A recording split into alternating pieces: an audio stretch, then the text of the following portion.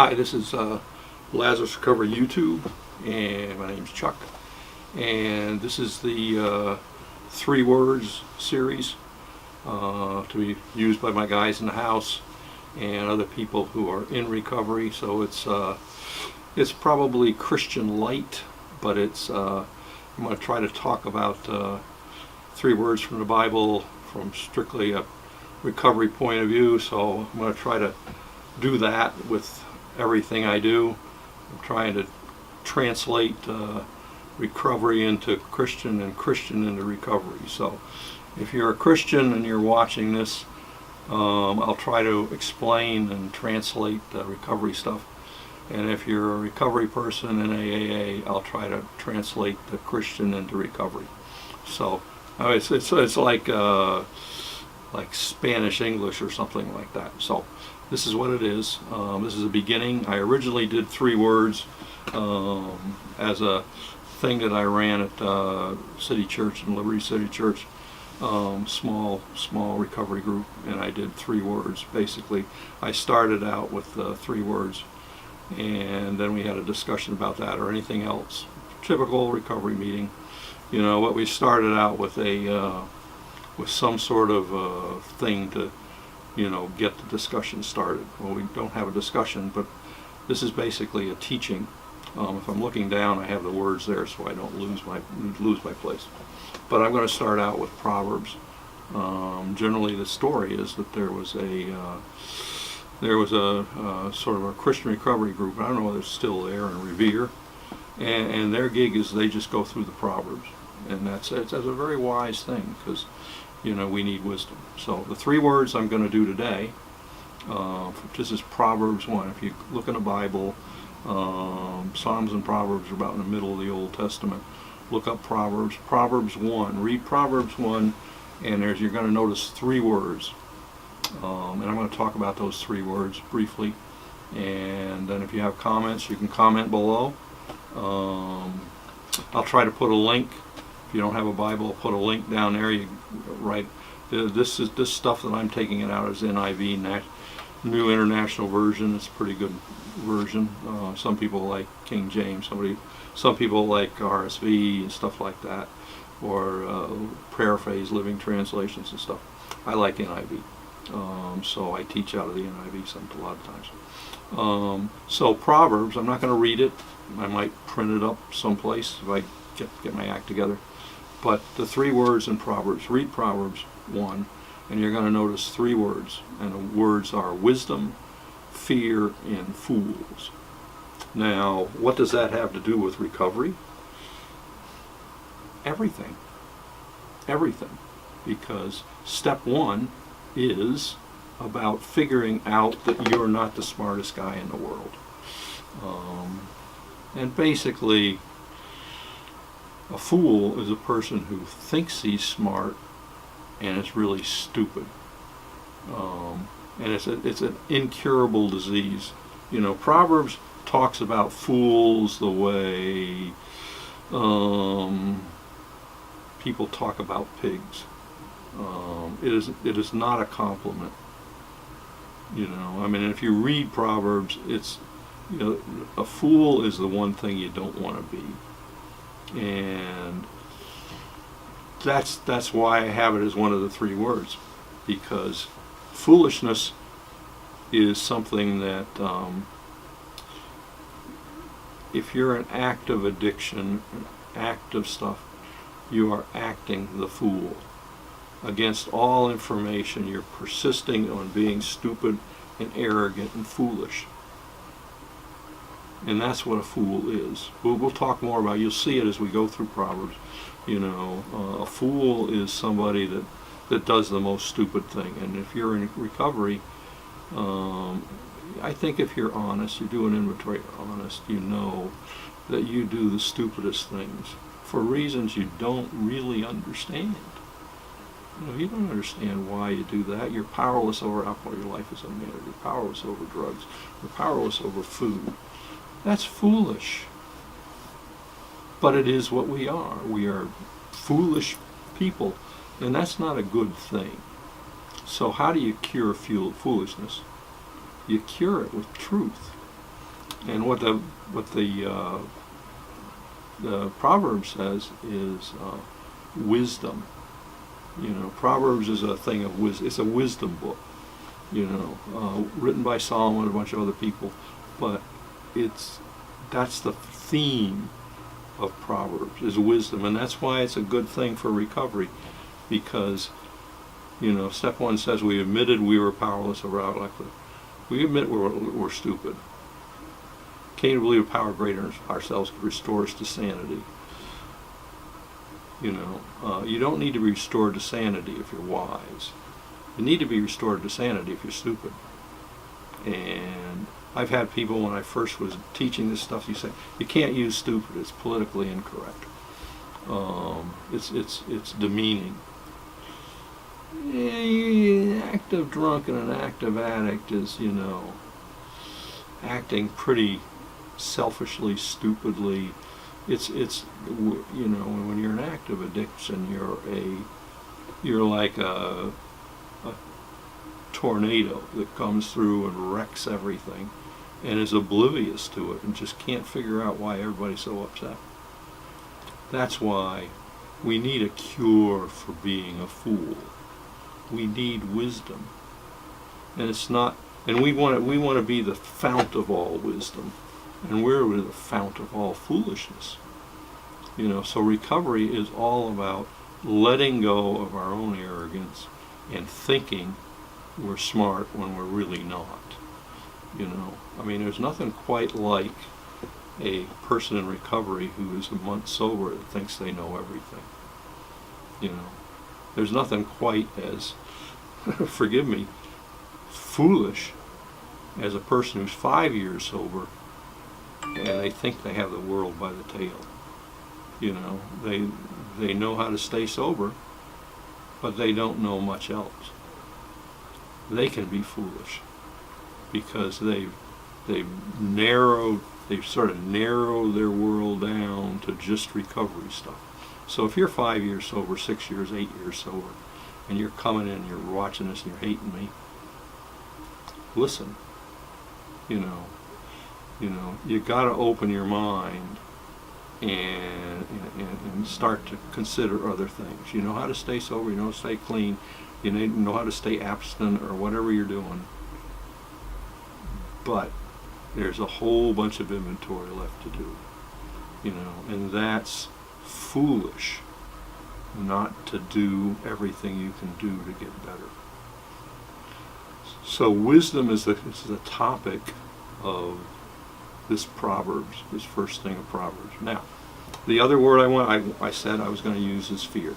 And this isn't a fun thing, because in first Proverbs they say that fear is the beginning of wisdom. The fear of God is the beginning of wisdom. Now that is goes against everything, we learn to trust God and love God and seek God and trust His guidance and stuff like that. So what are they saying? What are they saying?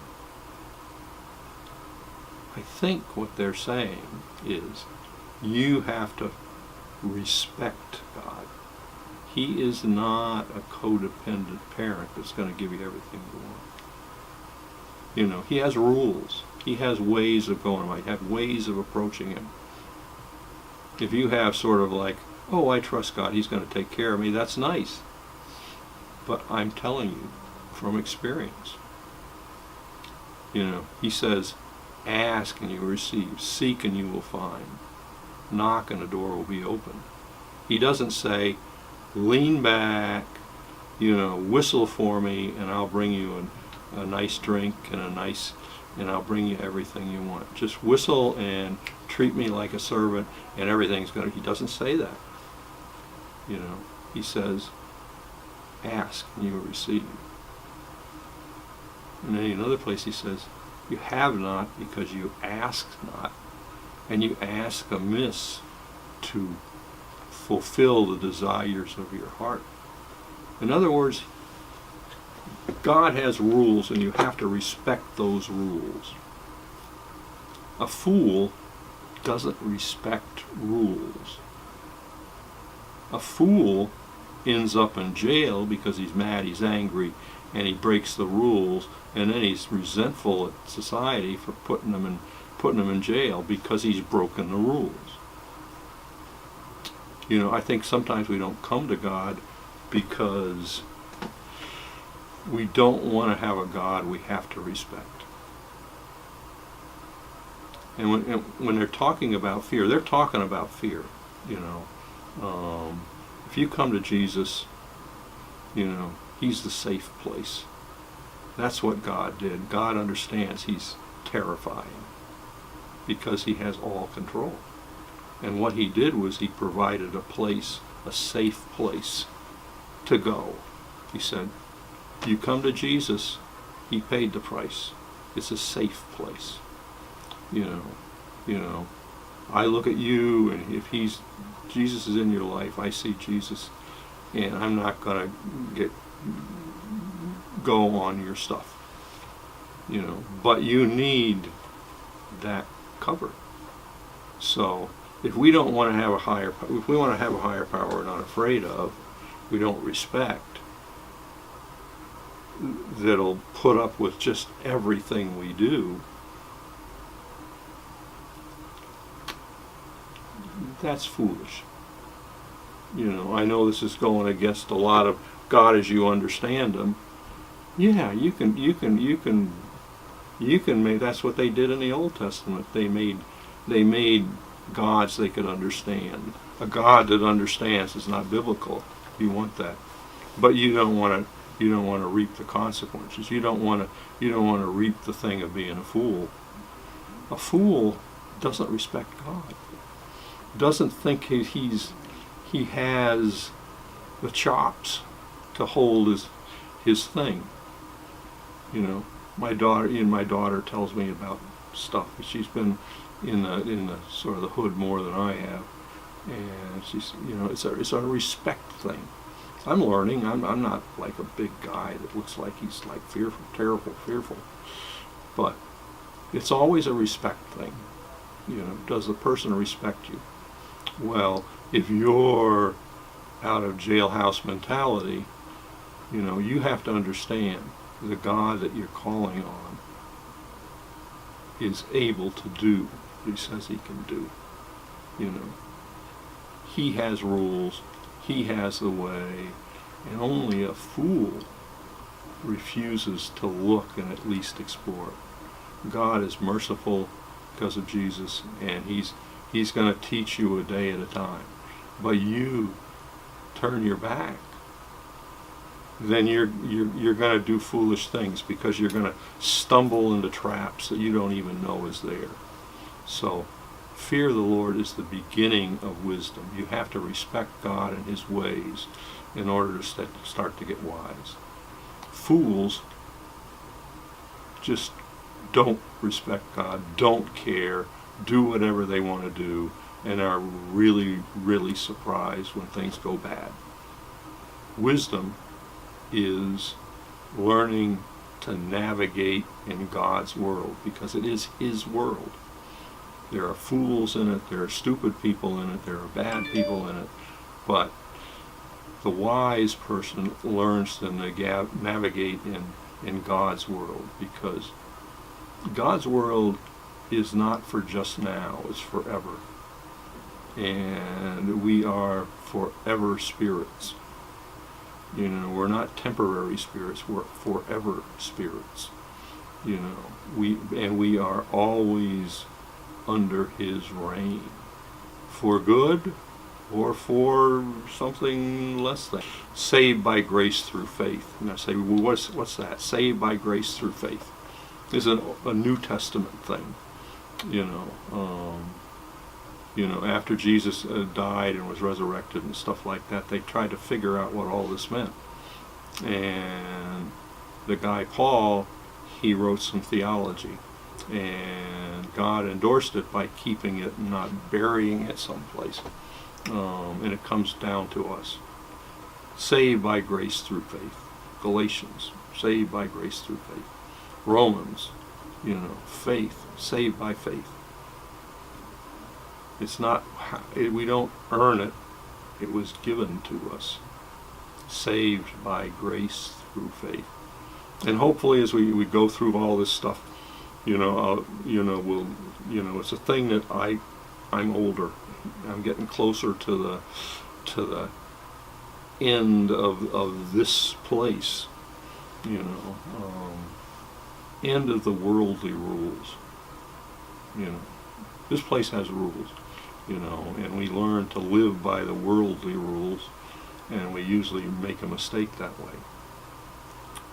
We learn to live by the heavenly rules as best we can. We're in much better footing because those rules are eternal. The worldly rules pass away, and then inevitably we all live in the reign of His kingdom. And that is good news, bad news, depending on how you work things out. But if you ask for help, you get help. If you seek Him, you find Him. And my recommendation to you, in 3 words, and you're not going to like this, you probably won't watch anymore, but at the end I'm going to tell you about Jesus. And I'm just telling you, if you're curious, you can say, go away, dude, just stay away from me. That is foolish. The smart play is, okay, Jesus, if you are who you say you are, please help me see the truth of that. Go to Him and say, hey, I don't know, but please, if you're really who you say you are, show me. And talk to people.